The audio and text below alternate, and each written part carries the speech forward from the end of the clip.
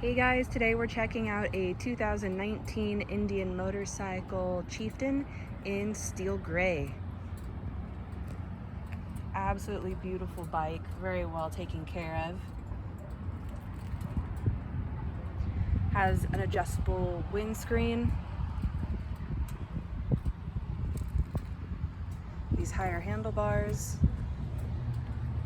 I love these grips, even though they're technically dirt bike grips. They are super comfortable.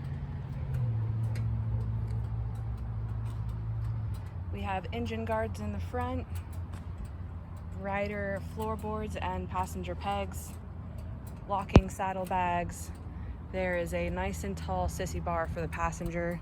That's really comfortable.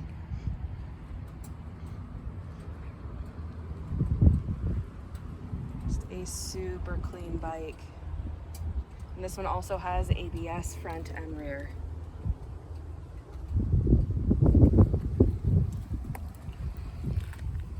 Start button is over here. We run on a fob, so we are keyless. And the miles are 1,454.